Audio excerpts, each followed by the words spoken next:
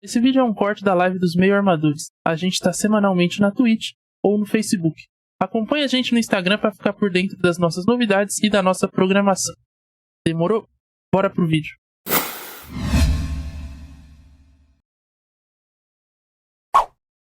Vamos falar agora do Campeonato Paulista, começando pelo São Paulo, que no sábado, amanhã, encara o São Bernardo. Jogo muito interessante, porque o São Bernardo, como já foi ressaltado aqui no programa, vem numa grande fase. Hoje é o time com a segunda melhor campanha do Campeonato Paulista, atrás apenas do Palmeiras. O time tem 23 pontos, né, na classificação geral, enquanto o Palmeiras tem 24, o São Paulo vem um pouco atrás com 20. Mas São Paulo tá de olho nessa melhor campanha. E a pergunta que eu faço para você, Adiel, é que São Paulo ainda pode sonhar com a melhor campanha, mas acho que o que vem deixando o torcedor empolgado nesses últimos jogos é o fato de que parece que o Rogério Ceni arrumou uma espinha dorsal nesse time, né? E entendeu que o Galo tem que ser titular, né? Exatamente, é a coisa mais importante que o torcedor quer ouvir. Vou fazer minhas as palavras do Cássio, dizer assim como ele está empolgado com o Barbieri, mas é outra coisa lá. O torcedor de São Paulo pode se empolgar sim com o Rogério Ceni, porque ele entendeu do que o time precisa. E não é da teimosia dele, né? O time precisa jogar bola, o time precisa de jogador bom. E ele tem que parar de querer fazer panela e ter os seus preferidos, né, como os titulares. Acho que a partir de agora a tendência de fato é que o São Paulo possa evoluir no seu futebol e não parar de ficar sempre tentando encontrar uma formação ideal. Isso dificulta muito o processo de adaptação à tática, à filosofia de jogo, do jeito que o Rogério Ceni quer para a equipe, porque retirando as lesões, que são um problema que geralmente acontece muito no futebol brasileiro por causa do calendário apertado e doido que tem, você ficar alterando por opção do treinador e tentando manter jogadores que não fluem bem, teimosia. A gente já discutiu que o Rogério Ceni é de fato um cara teimoso. Galo é titular, sim, do São Paulo.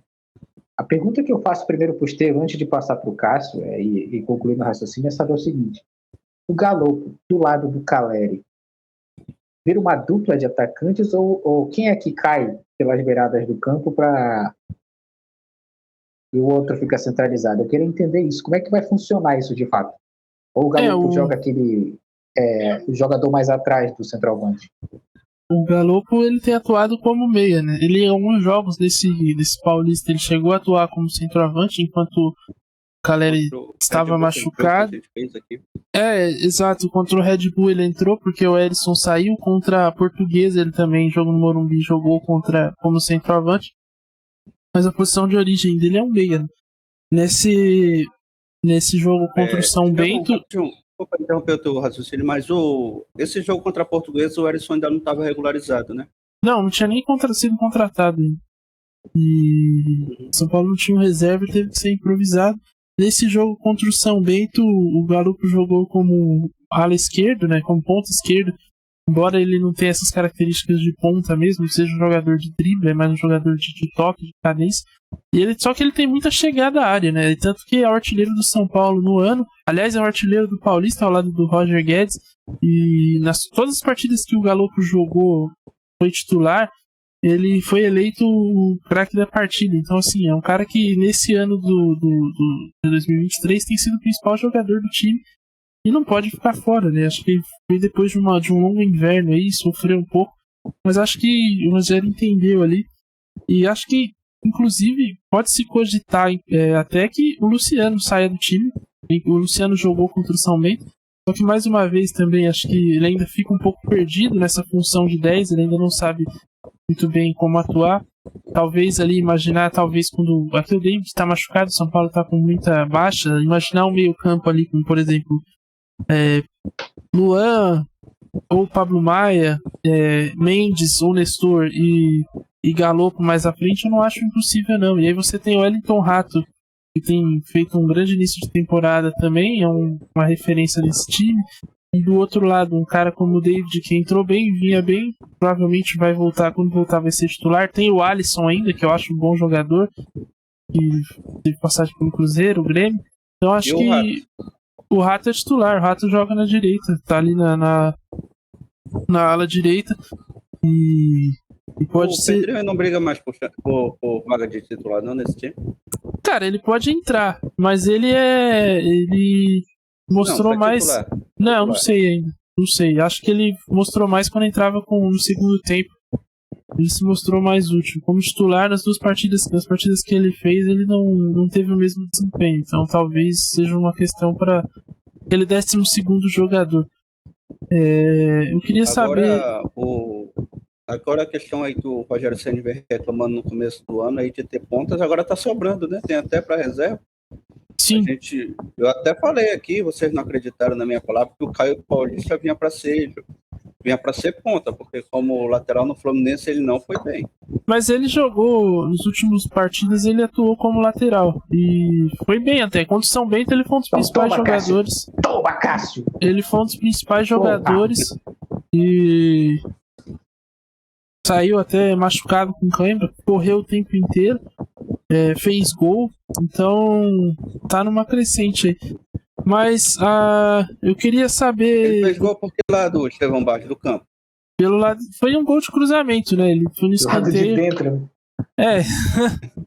Foi um cruzamento, escanteio, e ele apareceu na pequena área pra completar a jogada. Mas ele atuou como lateral nesses jogos dos últimos. Agora, eu queria saber de você, Cássio, como é que você vê esse time do São Paulo também? O que você enxerga das ideias do Rogério? Se você gosta aí, você acha que pode ser promissor essa temporada de 2023? Não tô falando em ganhar título, nada, mas que pelo menos não vai sofrer no Brasileiro como sofreu ano passado. Estevão Barros, antes aqui só de começar a tecer meus comentários, só lembrar que dia 24, na sexta-feira que passou, foi aniversário do meu tio Éden, rapaz, que é palmeirense. Você falou de Campeonato Paulista, eu lembrei aqui. Mas a gente comentava aqui já em vários vídeos, comentamos em algumas lives de jogos que fizemos do São Paulo, é que o Rogério Ceni é um treinador teimoso, mas também como gosta de falar o treinador Adenor Bach, né, o Tite, os deuses do futebol ajudaram o São Paulo, porque o Galopo não vinha sendo sequer relacionado para algumas partidas. Foi necessário que o Caleri se machuca, o Erisson, que veio para ser o reserva do Caleri, se machucou também na partida contra o Red Bull Bragantino, e aí sim que sobrou espaço para o Galopo. O Galopo teve uma oportunidade e aproveitou no jogo contra o Red Bull Bragantino, apesar da virada que o São Paulo teve naquele jogo, mas ali a gente já gravava que o Galopo não poderia sair daquele time. Alguns outros jogadores também nessa mesma situação, como o próprio Luan no meio-campo do São Paulo. Acho que o menino Nestor lá que saiu, Pablo Maia também, que teve oportunidade.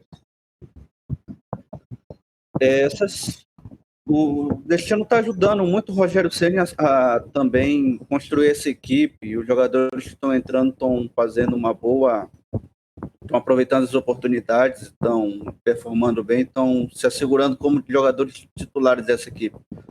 Agora, o São Paulo tem um bom elenco, sim, para figurar ali na primeira metade da tabela. Preocupa só durante a temporada essa questão aí do departamento médico. Teve momentos aí durante a temporada que o São Paulo chegou a ter 16 jogadores no departamento. Se a fisiologia, a fisioterapia melhorarem e o Rogério Ceni tiver os jogadores para trabalhar, o São Paulo pode sim ter um ano tranquilo. Ou não, né? Às vezes a teimosia do Rogério Ceni pode prevalecer sobre o time e ele colocar ali jogadores que não estão em boa fase, preterindo os jogadores aí que a gente já viu que estão em boa fase. Isso que você citou em relação ao elenco, inclusive foi uma questão que o Abel Ferreira, técnico do Palmeiras, destacou. Ele disse que o elenco do São Paulo é melhor, inclusive, que o do Palmeiras. Eu acho um devaneio, mas enfim, talvez em número de eu acho que... Eu entendi o que o Abel Ferreira quis dizer, Estevão Barros, é que em determinadas posições o Palmeiras às vezes só tem um substituto, enquanto o São Paulo tem 3. O Abel já tinha falado em temporadas passadas que esse Campeonato Brasileiro tem um calendário, nas palavras dele, maluco, que você joga na quarta-feira no Rio Grande do Sul com uma temperatura de 4 graus e depois tem que jogar Nordeste com uma temperatura de 32 graus no domingo, aí vai desgastando o jogador. Tanto é que mais o Abel Ferreira comemorou essa temporada não foi os títulos, foi a dona Leila Pereira ter comprado um avião para o Palmeiras para ajudar nesse translado aí do jogador e evitar possíveis lesões. Bom, isso, mas eu ia chegar nesse ponto também, Cássio, de não na qualidade de ter falado, né, mas sim na quantidade de ter opções, variações, né, que hoje o São Paulo tem bastante, né. A questão é que muitas vezes falta qualidade em alguns setores, mas embora acho que olhando de 1 a 11 não seja um time tão ruim não, acho que 2018, por exemplo, era um time que chegou até a liderar o Campeonato Brasileiro, era um time bem pior nesse sentido. 2016 também, enfim. E também, no papel, acho que não é um time pra brigar pra não cair, não. Mas, né, a gente sabe que esse time de São Paulo é muito instável, coisas de repente parecem tranquilas e daqui a pouco podem naufragar. Agora eu queria ouvir de vocês um prognóstico aí pra essa partida contra o São Bernardo, que vem numa fase excelente, parece continuar nessa toada. Conseguir manter o elenco, né, do time de São Bernardo, vai fazer uma grande Série C, tem tudo para brigar aí pelo acesso, né, para o que tudo indica, o Christian, que é um dos pontas, Christian Barleta, está negociando com o Corinthians e seria uma perda, mas faz parte também, às vezes uma venda dessa pode garantir a renda, a folha econômica do ano inteiro, e aí você até contrata jogadores, qualifica o elenco, faz parte também. Mas eu queria ouvir de vocês, começando pelo Adiel, um prognóstico aí dessa partida contra o São Bernardo, qual é esse seu palpite, o que você vê aí desse jogo? Expectativa de jogão, Estevão Barros. Expectativa de um jogo, assim, franco, né? O São Bernardo derrotou o Corinthians já, fez um excelente jogo também, anulou todas as possibilidades do Corinthians de atacar, que vem fazendo uma grande campanha. O São Bernardo é um fato. Eu não assisti nenhum jogo completo do São Bernardo, mas me atrai muito o jeito como eles estão jogando. É uma forma que parece ser conservadora, mas ao mesmo tempo tem alguns toques ali de futebol moderno em algumas jogadas específicas. Isso me faz lembrar um time que que era o São Paulo do 3-5-2. Foi multicampeão lá com o Muricy Ramalho naquela época. Então vai ser um jogo franco. Vou gostar de ver, vou gostar de assistir. Acho que vai dar empate. Acho que o São Paulo não ganha o jogo. E não é nem por demérito do São Paulo, mas sim pelo mérito da campanha que o São Bernardo vai exercendo no campeonato. Tem tudo para disputar o acesso na Série C, como você disse. O jogador Barleta está sendo negociado com o Corinthians, parece que já fechou. Vai vir depois do Campeonato Paulista. Então, por agora, o São Bernardo vai ser uma pedra bem grande no sapato do São Paulo, Estevão. Cássio Ângelo, concorda? Rubrico embaixo de tudo que o Adil Reis falou. Acho que temos tudo para ter um jogão na São Paulo e São Bernardo. Mas o São Paulo entrar como favorito pela campanha que vem fazendo, não só por ser um time grande, mas pela crescente que ele vem tendo no campeonato. Foi um time ele que começou o campeonato a trancos e barrancos. O Rogério parece que vem conseguindo ajustar a questão defensiva, que era o principal ali, ponto fraco do São Paulo. Falta só ele ajustar aquela questão que a gente sempre vem falando aqui em vários vídeos, que é a questão do equilíbrio. Às vezes o São Paulo faz um jogo excelente, 80 minutos, mas acaba em um lance desmoronando tudo, entregando o empate, cedendo até a virada, como foi contra o jogo do RB Bragantino. Mas isso vai se construir com a temporada rolando. Mas só para reafirmar, o São Paulo entra como franco favorito nesse jogo contra o São Bernardo. Tem tudo para fazer um jogo sereno e tranquilo e sai de lá com 3 pontos. Bom, o jogo a gente vai transmitir no Facebook, jogo entre São Paulo e São Bernardo, será um grande jogo.